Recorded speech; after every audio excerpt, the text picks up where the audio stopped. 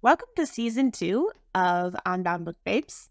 We are very excited to be back filming and to bring you some new content. It's been a while. Yeah, it has. It's been 2 months to be precise. We took a bit of a hiatus to kind of close out our first season and do a little bit of work in the background to make sure that what we were bringing you in season 2 is very fun and engaging. You're so quiet, Kristen. I know we're a little out of practice. It sounded like you had a whole intro ready to go, and I was just No, I was just making stuff up because there wasn't a plan, so I started just making shit up. It was perfect. I wanted to say enraptured, but I don't think that's a word. I think it's just wrapped. You had my rapt attention. We made a website. Well, we's a strong word. Bobby made a website. Yes, so I made a website over the break with Kristen's input and validation that it was looking good as I went. So it will be in the description down below if you want to go visit it. You should expect to find some book recommendations. There's a blog section, and the first blog is up. It's about 5 young adult series that you could read to kind of get you started reading, which is a really good segue into today's topic, in fact, because what we're going to talk about today is how to access books in 2024. I can't believe it's already 2024. I have to scroll a lot further back these days to find my birth year. I know, it's like being on, what is that, Wheel of Fortune? Yeah. Where you're just like... I think a lot of websites are catching on to how hurtful that is. And now they're, instead of scrolling back from the current year, it's from like 1940. So, did you want to talk about anything else, Tristan, before we dive into the main topic? Actually, I did have a hilarious story that I had to share. So for Christmas, I went down to South Padre Island, and I have to say it is a fantastic place. It is probably one of the most dog-friendly places I have ever been to. Just anywhere and everywhere, dogs are like totally allowed. Nobody cared at all. Including we went to dinner and it was raining, so they didn't have a patio, and they're like, yeah, just if he'll stand at the table, you can just bring him in. I was like, sweet. But one of the bars had a live band, and so we got some drinks and we're sitting out by the beach and we're all like enjoying the live music, and Jimmy Buffett's Margaritaville comes on. And so we're all like singing along, and there's a line, like my mom just starts singing at the top of her lungs. I should have looked up the full line, but it's him when he's like, stepped on a, and she goes, stepped on a pod puck. And all of us were like, what the fuck is a pod puck? And I said, Mom, if you just tell me what a pod puck is, I'll sing it like that for the rest of my life. And she's like, I don't know, it's whatever he's singing about. What is the actual line? Stepped on a pop top, like the top of a beer bottle.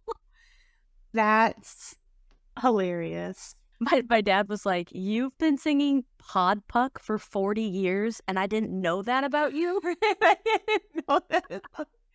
I find that hilarious because I can relate to that, because there was a song that I did that with when I was younger. Totally got corrected, very embarrassed. So I understand the mortification that comes with that scenario, and your mom probably handled it a lot better than I did. Yeah, she just was like, well, I'm 40 years in. I'm not going to change my lyrics.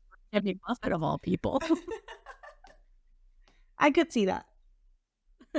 And I did ask. I asked her if I could retell that story on the podcast. Like, can I tell this story? Because that's hilarious. So if anybody knows what a pod puck is, let us know in the comments.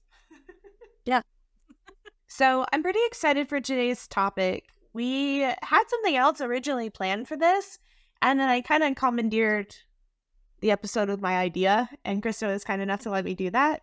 So I want to talk about how if you used to read a lot and you want to get back into it, if you just want to get into reading, you're new to reading, some different ways and resources to do that. And some of these are even for free. So that's pretty exciting. So to kind of begin this topic, I'm going to say that all of this information is like stuff I wish I had known like 3 years ago when I really, really started like reading heavily, because I knew about Amazon, right? I knew about the Kindle. I knew about Audible. I knew about that, but I didn't really realize how many options there actually are. Kristen, when you started reading, again, pretty heavily, like what options were you aware of? I'm aware of bookstores and Kindle and Amazon. Yeah. For like ebooks, I only knew of Kindle. I didn't know of anything else. I didn't know anything else existed. Yeah. So I would say that's really similar because, like me, my favorite store growing up was Barnes and Nobles. You can ask my mom; she will confirm that. But still, like I knew Barnes and Nobles, and I had a Nook when I was younger. But I was not really happy with it, so I didn't want to go that route. So I thought my alternative for like an e-reader type device was Amazon and Kindle. I actually didn't invest in Kindle and Amazon until about 1.5 years ago. My main go-to was an app for a library, so I did it for free. And that is one of the ones we are going to cover later in the episode. So be sure to stay with me here, because there's actually a lot of information that I tried to gather for you guys. So I want to go, and I also wanted to add in some monetary stuff here too. So like, for example, Amazon Kindle Unlimited is $11.99 a month, and that is to borrow 20 Kindle Unlimited titles at a time. Then there's Audible, which is the audiobook application from Amazon, and it is the Plus program is $7.95. And the Premium Plus is $14.95. And that Premium Plus is the one where you get 1 credit per month to listen to an audiobook of your choice. But once you return that, you get that credit back. So it's not like 1 book per month. Yeah, you can use it if you return it, right? Yeah. Okay. So it's almost like having unlimited, because once you return it, you get that credit back, and then you have that credit to continue to spend. So you may be listening to a lot of audiobooks a month. The audiobook I'm currently listening to is 34 hours long or 37 hours long. What book is it? Fucking Outlander. We're going to be doing an episode on Outlander, you guys. And so I got to read the book somehow. So I had I actually on Audible, for some reason, I had a credit because I don't usually use Audible. And I was like, oh, okay. And then I was like, oh, Outlander's free on Audible is what I think it is. So I was like, oh, I'll just use it on Audible, because I was doing research for this, and that's why I logged into Audible. I found out something that I was not aware of. Your Amazon Prime membership gives you access to something called Prime Reading. Did you know this? No, I had no idea. Yeah. So it was Prime Reading. No, well, kinda. So with Prime Reading, you have to use like the Kindle app to like read the items. But with Prime, it's like their version of a library. So you get so many borrows a month, and it's 10 books. So just with your Amazon Prime membership, no additional fees. Correct. You get 10 books through the Kindle app. Through the Kindle app. That is correct. Yo, that's a good deal. That's a good deal. I would never have done, because there's Kindle Unlimited books available on there too. I never would have signed up for Kindle Unlimited had I known that. Because I wouldn't have had, because Prime by itself is $14.99 a month. And right now I have Prime. I was going to get rid of it, but now I'm debating, do I get rid of my Amazon Kindle? I don't need to have 20 books just chilling in my thing. I got enough TBR going on here. Like I don't need all this. Huh? It kind of stresses me out to have those books sitting in there, like staring at me when I go to pick a book. Yeah, I use filters and categories. I think I'm wildly underutilizing my Kindle. Yeah, there's some cool things that you can do. I can show you some tricks. That'll be the next episode. We'll do a tips and tricks on how to use a Kindle. So yeah, I had no idea. So if you have Amazon Prime right now, which a majority of people do, you have access to Prime Reading, and you can go on there and read up to 10 books a month. Is Audible, is there a Prime audio then as well? I don't know. All included with Prime at all? That's a I great. feel like Amazon is now just making a shit ton of money by making all of their stuff so confusing that you don't actually know what you have. I was just gonna say that. I was like, when I was doing the research for that, crossed my mind. I was like, these mofos, you know? Like, yeah, there's a lot of books on here, and there's a lot of classics on here. Let me go to the here. Like, this is Amazon Prime Reading. So it's at the top. It says Prime Reading, and look at all of this. Yeah, Lee Silver. Oh man, Wild Scottish Night. That looks fantastic. Oh, send that one to me. Somebody screenshot that. But I mean, like, yeah, this is amazing. You get comic books, there's magazines at the very top. There's so much stuff that you have access to just through your Prime Reading. So let's all stop underutilizing what we have. Yeah, if I wasn't currently getting free Kindle Unlimited, I would definitely drop it. Yeah, I'm probably going to drop mine and just do the Prime Reading. Wow. Thanks for finding that. That looks amazing. Yeah. Yep. You're welcome, guys. When I came across it, I was like, what the heck? But if you have both, it's supposed to be able to allow you to have 30 books available. Like if you did both, but I had to double check that because I technically have both. And I don't know if it's letting me do that. And I didn't double check for this episode because, like I said, I'm kind of contemplating getting rid of my Kindle Unlimited. Oh, that was pretty amazing. Cool. So I guess that's the end of the episode, huh? There's so much more. The next one is Kobo. So Kobo is... So now switching gears away from Jeff Bezos. Yes. Yep. So Kobo is owned by Rakuten, which back in the day was called Ebates. I don't know if any listeners out there remember that, but it's a cashback site. I've had one for years and I've used it. You know, I've gotten checks in the mail for $36 from purchases over a quarter.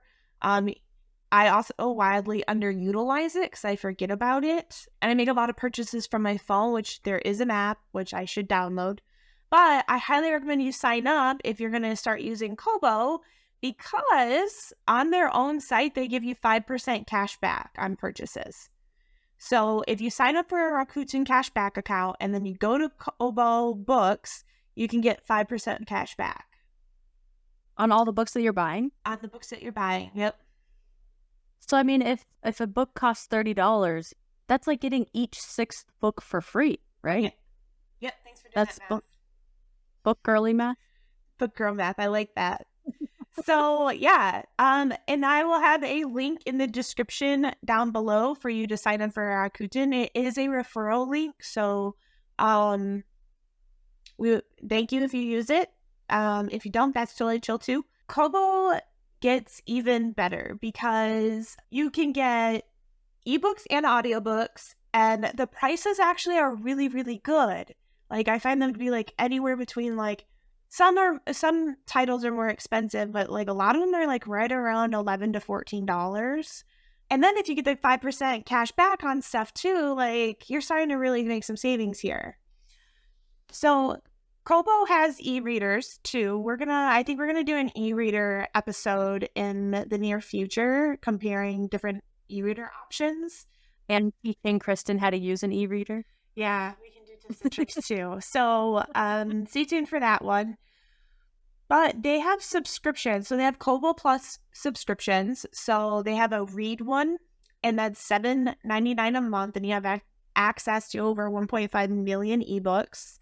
And you can read them on the Kobo app or any Kobo e-reader. They also have a listen, so Kobo Plus Listen, which is $7.99 a month. So this is an access to over 150,000 audiobooks to listen to on their app or using their e-reader. I really like that they have like separate options, kind of like Kindle, but they're more affordable. And because like, for example, you don't like audiobooks. So if you had something where you were kind of paying for both, you wouldn't use half of your subscription because you wouldn't be accessing that type of media. So it's really nice that they have them separate. But get this shit. They also have them together. For $9.99 a month, you can get the read and listen. And I'm just like, wow, that's way more affordable. Do they have, okay, so if they have a read and listen option, do those books keep track of each other? Like if I could read part of a book and then listen to part of a book and they... I would hope so. Technology that exists? Kindle does that. Kindle does that? Yeah, and if you get the audio on your Kindle device, it will like highlight the word as it says it. So you can read and listen at the same time. Do that a lot in the treadmill. But you have to have both versions of the book. So when you go on Amazon, you can click, like buy both. And you can buy both the audio. And so in the Kindle e-reader, sorry to bring it back to Amazon, I can also listen to audiobooks on there? Yeah, with the Bluetooth headphones. Not just out loud to make everybody listen? So it just doesn't have any speakers on it. That makes sense. Correct. So, wow, okay. Back to Kobo. Kobo. Yes. Something that's kind of cool is if you are using Kobo Plus, you can have as many titles as you want. So it doesn't limit you titles. Yeah. I wonder why not. Because they're not throttling you like Amazon does. Yeah, but I mean, if you have 10 plus books, nobody's reading 10 plus books at one time. Yeah. But also, why are they limiting me? Because why do they care how many virtual copies of a book that I have? Yeah, I don't know. If there's a lawyer on here, maybe she can explain to us how that works, or like why it even matters on a virtual copy. Like you just probably licensing. Because like I was reading some stuff for some other places, and it was talking about like world licensing rights and stuff like that. What a time to be alive! You're just licensing like nothing tangible. Like it's nothing. Yep. Just data. Let's not get distracted on that. Keep going. So something you can actually do through Kobo is sign up for their Super Points program. So with every purchase is eligible to earn Super Points. So like, for example, if you bought the ACOTAR ebook, you would actually be gaining 7,200 Super Points. If you did the Throne of Glass 8-book bundle, which I highly recommend, by the way, I have my physical one sitting over there. I also have one in my Kindle. You can get 28,000 Super Points. I could add so many points to this program had I purchased all of my ACOTAR and Throne of Glass, just Sarah J. Maas books through this. I would have so many points. How many points does it take to do something with? So one example I will give in a second is actually paying for a year of their their VIP program. So if you sign up for their VIP program, it is $10 a year. You earn 20 Super Points for every $1 spent. And your subscription fees, if you have one of the Kobo subscriptions, are included in that. So you would earn points for your subscription. And then... That's cool. Yeah. And rare. And very... It's too good to be true. I feel like this sounds too good. What's the catch here? I not so sure, because I will start using Kobo more. That's all there is to it. Yeah, I think it's very interesting. One more question. Yeah. Kobo, does that work with Kindle or like the Kindle? I have to do some research on that, because like if you have an ebook, will it only send that file to a Kobo reader, or can I send it to a different type of e-reader? I think you could I'm curious if you can send it to your Kindle email and receive it that way. Yep. Yeah. So I got to do some digging on that. That's going to be part of my e-reader thing, though, I think, e-reader research. So there's more. There's more. Wait, it gets even better. So Wait, there's more. there is. It's crazy. It just keeps going. So Let me put in a picture of the Sham Wow guy right there. Wait, there's more. I can try. So you also earn one free ebook a year, and you save 10% on any ebooks and audiobooks that you purchase. For 4,000 super points, you can cover your first year of membership. So instead of paying $10, if you already had 4,000 super points, you could use that towards your first year VIP program membership. That's cool. It's very impressive. Yeah, I'll have some links to Kobo and Rakuten down below. My next one, I really, really like this one. It's quite unique, and it is an alternative to Audible. So Libro FM is for audiobooks. When you have a membership, your first month membership, you get 2 audiobook credits. And the membership is $14.99 a month, so comparable to Amazon's Audible. And you get access to 400,000 different audiobooks. After the first month, you get 1 credit per month. You get 30% off additional audiobooks if you make purchases. They do returns, but they do limit the number of returns, so people don't take advantage of that resource. So if you read the first 10 pages and you're like, I can't, you can request a return. So you can also place your membership on hold. This is something I appreciate. The ease of ability to do this for memberships is so critical. For example, when we were gone, Chris and I actually took a trip out of the country, and there was subscriptions where it's easy just to shut them off for the month because we want to be accessing them. So super, super cool. The best part about Libro FM, though, is how it supports your local bookstore, wherever you are in the country. So Libro FM is an employee-owned social purpose corporation that shares profits from your audiobook purchases with your chosen bookstore, giving you the power to keep the money within your local economy. So you can look up your local bookstore, and then you can make purchases and they get a kickback. So, and you can also do this. So when you first log into Libro FM, you pick your bookstore, you can do a search, but you can actually search the whole country. So I learned about Libro FM when I was in Ames, Iowa, visiting Dog-Eared Books, one of the cutest bookstores I've ever come across. And I was talking with one of the workers, getting some recommendations on books, and she mentioned Libro FM. So if I wanted to, I could actually search Dog-Eared Books and make a purchase, and that kickback would go to them. So I think it would be really cool to use this, and each month I buy one audiobook, and I choose different small books from across the bookstores across the country. It'd be a cool way to kind of contribute, but not have to physically be there. That is cool. And we do love supporting, small local bookstores and privately owned bookstores. So that's awesome. Yes. Next, we have Libby. So Libby used to be Overdrive, which Overdrive still owns Libby. They also own 2 other apps. There's Sora for kids. So this is reading and learning for kids. And then Canopy for movies. But Libby is strictly a library app. So you do need a library card from your local area. And it's important to know that not all libraries have access to Libby. So you just have to check your local one and see if they do. You can send ebooks to your Kindle. Not all ebooks, but some of them can be sent to your Kindle. But that is only for U.S. libraries. We were trying to decide if that was a author selection of being able to open in Kindle, or because it was the C.J. Archer Glass and Steel series that I was working through that I'd get off of Libby. And she must be getting really popular because it was a really long wait for some of these books. But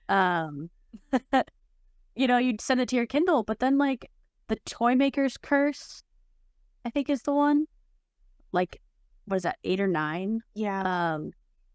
after that, you can't send them to your Kindle. You have to read them in the Libby app. And I don't know why that is. That's super interesting. Yeah. Through Libby, you can get ebooks, audiobooks, and magazines. When you borrow books, sometimes it requires you to place a hold, like Kristen is mentioning. So that a copy may not be available, so you basically get in line to get access to it. And your borrow lasts 21 days. The great thing about the holds, though, is that if they have a ridiculous amount of holds, the library that I'm associated with, I think is somewhere in Colorado. Once they have X number of holds, they buy another copy of that book from that author. So that's cool. And I just found out that every time a library does these types of virtual books, they set a contract with the authors. So every time the book borrows, they pay them a fee. Like if every fifth borrow or whatever, they have to pay them, the author, a fee for how popular that book is. Oh, wow. So going to your local library is still supporting your favorite author. That's really cool. That's good to know. And always request that your local library gets the books of your favorite authors, because they got to be on the shelf to get borrowed. Yep, that's so true. Okay, I'm not biased or anything, but Hoopla, the next one is my favorite. That was sarcasm, guys. As you can see how Bob skips over Libby real quick. Well, it's just not that deep, man. That's their own problem. Yeah, pretty basic. So I've been a patron of Hoopla since 2019. It's actually what got me back into reading when I was living in Maryland. My first ever Hoopla subscription was through the Kalora library.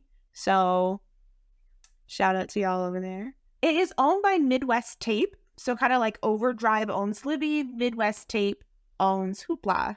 They're basically, what I could find out about them is that they're a smaller company that's built around supporting libraries and helping them be efficient and managing, I think, like their subscriptions and stuff to like Hoopla. I was kind of confused about it, but I was like, oh, that's cool. They're out of Holland, Ohio. So that's kind of... And I also found out, because Libby has a shit website and Hoopla actually has a good website and web page access. So I can like log in on the computer and manage everything, my whole library, all my borrows, everything. I did find that Hoopla is available in the US, Canada, Australia, and New Zealand, but I could not find what Libby had access to. So I'm sorry about that, guys. So again, it's a library app. You need your local library card to have an account. Like I said, you can access it on a webpage, which I didn't know I would like so much until I was doing research for this. You can only read ebooks on their app. So on like Libby, where you can send some titles to your Kindle, you cannot do that for Hoopla. But they do have music, movies, ebooks, audiobooks, comics, television, and then you can access their app on Chromecast, Apple TV, Android TV, Fire TV, and Roku. So if you had a subscription, you could watch movies on here. That's free, you guys. You don't need Netflix. Go to your library. Get your access right there. So cool. I watched a movie. And most people have like a Roku or a Fire Stick. Yeah. And watch. Exactly. Yeah. Like how cool. There's also something called a binge pass. So I want to show you guys this. Binge pass? Binge pass. So you have access to a binge pass, which is where you get access to an entire collection of items for one borrow. So, for example, there's this one that I was looking at. This is the Great Courses Video Binge Pass. So you have access with one borrow to all of these different videos about all of these different topics. Look how many topics there are. The history of England, Vikings. Libraries are such an underutilized resource within our communities. So underutilized. Our Night Sky, big data, the aging brain, like all of this. I want to watch all of these. Greek and Roman technology. There's your Roman Empire, y'all. Like, look how cool this is. And they have stuff for kids. They actually have some really great things for kids too. So that's what you can use your binge pass for. There's also, like, each library is going to have a different individual patron limit for the day. So, like, for the month, rather, I'm sorry. So, like, for example, at my library, I have 10 instant borrows and 10 flex borrows. So, instant borrows are the book is available, there's no hold, no anything like that. The flex borrows is where you can get access to them, and sometimes they might have a hold, but you can get access to them, and then when you return the title, you get your credit back and you can do it again. Your library also has a daily borrow limit for the pool of patrons that they have. So, for example, my library could have, 150 borrows available a day for all of us end users to access. So sometimes this can be really annoying because you can if you know you're going to finish your book in the middle of the next day, go on first thing in the morning when you wake up and borrow the next book if there's something else that you want to start reading afterwards. Because I'd gone out in the middle of the day to borrow a new book or an audiobook or something, and my local library's limit is gone. So I have to wait until midnight and it renews. So I try to get up first thing the next morning and get my book. So that's how you can do that. So Hoopla is my favorite because it's free, and like I said, I've been using it since 2019. I've used it very heavily the past 3 years, and I used it exclusively for a year and a half before I actually purchased a Kindle. I would read on my phone on my Hoopla app, and I cannot tell you how many books I read and listened to. I listened to Harry Potter, all of the ACOTAR. I did Melody Sellers 3 series. I did like 5 or 6 of the CJ Archer series on there. I mean, so you have a lot of access, but this is how you can get started basically for free. Go down to your local library.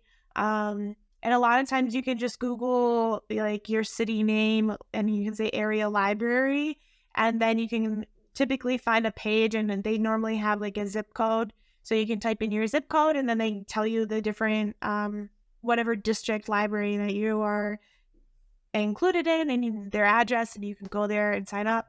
I even signed up online. So I signed up online. I had a virtual card, but my library did require within 3 months that I go into a branch, show my ID. Otherwise, my membership would have been canceled. So you can also do that if your library has that available. But yeah, if I was to do it all over again, I would basically be a slave to Kobo and Hoopla. I already am to Hoopla, but... And let's be honest, they're just more fun to say. Yeah, for real. Let us know what you have as a goal for reading in 2024 if you do have one. I'd love to hear it in the comments. If you use any of these, what you like or dislike about the one that you're using, so that way other people in the comments can hear that and we can have a dialogue about it. Yeah, absolutely.